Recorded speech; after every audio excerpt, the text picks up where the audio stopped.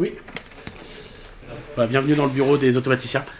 Je suis automaticien au sein du syndicat des eaux et ça consiste simplement à la gestion de toutes les télésurveillances et de toutes les alarmes ainsi que des automates et des écrans qui sont disponibles sur toutes les stations et les ouvrages du syndicat. Tous les automates et les télésurveillances en général permettent de piloter les usines et de gérer le remplissage et la désinfection de l'eau par le chlore gazeux, etc. Donc tout ça c'est géré par les automates qui sont programmés ici et par les télégestions qui en même temps remontent les alarmes en cas de problème.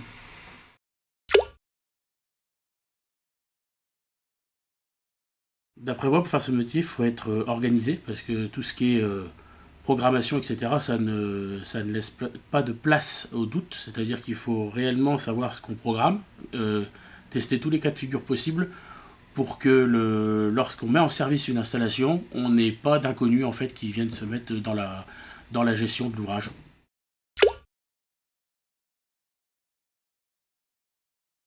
Moi personnellement j'ai un GE2I, j'ai un bac génie électrique et informatique industrielle, enfin une licence pour être exact. Après c'est de l'apprentissage que j'ai fait sur place, sur site, puisque j'étais plus destiné à l'origine à être électrotechnicien.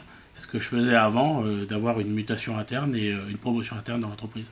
Malgré d'avoir commencé mes études en tant qu'électrotechnicien et d'avoir travaillé en tant qu'électrotechnicien dans d'autres entreprises, j'ai un peu perdu cette voie et je suis revenu au syndicat après être passé par exemple un travail de commercial que je faisais dans mon ancienne boîte.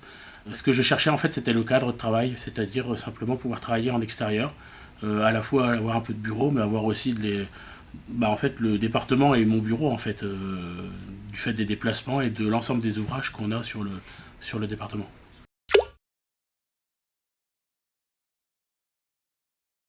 On se déplace, alors je ne veux pas dire tous les jours maintenant, puisque le poste d'automaticien est beaucoup plus voué à être un poste de bureau. On se déplace pour les mises en service, pour régler les différents problèmes, mais la majorité des choses se programment sur ordinateur et donc on le fait à distance. Là, on a la page là, par exemple, pour gérer la désinfection au chlore gazeux, où on vient régler les consignes des taux de chlore qu'on a besoin, en fonction du débit qui passe dans la conduite pour faire la désinfection. Et puis derrière, on a aussi toute la gestion donc, des puits.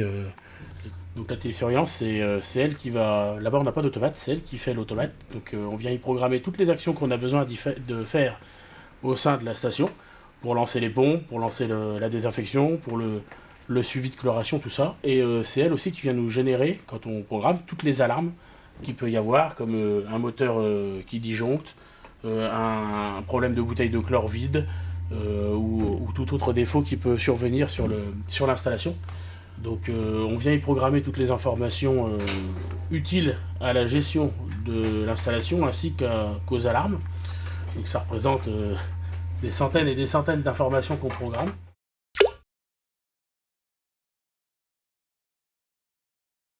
Alors automaticien, il est plus dans tout ce qui est partie programme, c'est-à-dire qu'il physiquement, il a rien entre les mains, il a une télésurveillance, mais il a rien. Il crée des lignes de code qui sont intégrées dans une télégestion, que l'électrotechnicien, lui, il vient câbler la télésurveillance, il vient l'insérer dans une armoire et il vient la brancher physiquement avec des fils.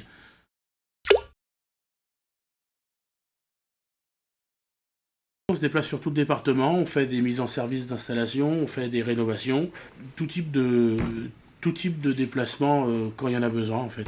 Voilà. Une panne qui nous est signalée par un agent d'exploitation, un écran qui fonctionne mal ou autre, on y va pour essayer de régler le problème, pour remplacer la pièce défectueuse s'il y a besoin, ou pour ajouter une fonctionnalité qu'il aurait souhaité, et donc on reprogramme d'une autre façon pour s'adapter aux besoins en fait de l'exploitant. Comme on peut le voir derrière moi, j'ai mon tableau avec mes différentes tâches qui me sont assignées, qu'on me donne au fur et à mesure. Mais si j'ai un truc urgent, je peux très bien décaler moi-même, prendre la décision de décaler pour faire autre chose de plus urgent et réorganiser ma journée, voire ma semaine de travail autrement.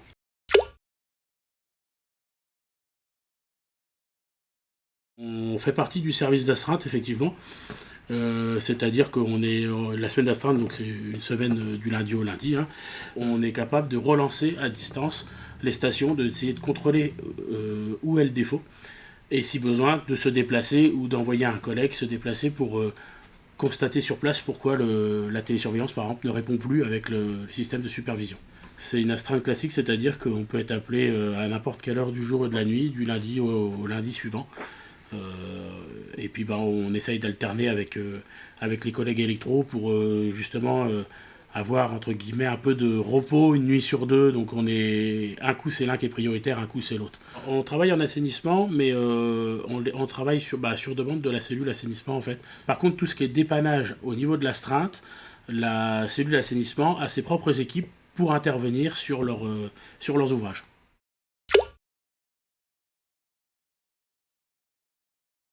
Les équipements électroniques sont toujours en constante évolution, tout comme l'informatique. Et en fait, on a régulièrement des formations pour se maintenir à jour et puis pour permettre d'acquérir des nouvelles compétences sur des nouveaux logiciels ou du nouveau matériel. L'évolution se fait avec l'apprentissage des nouvelles connaissances sur des équipements de plus en plus récents. Voilà.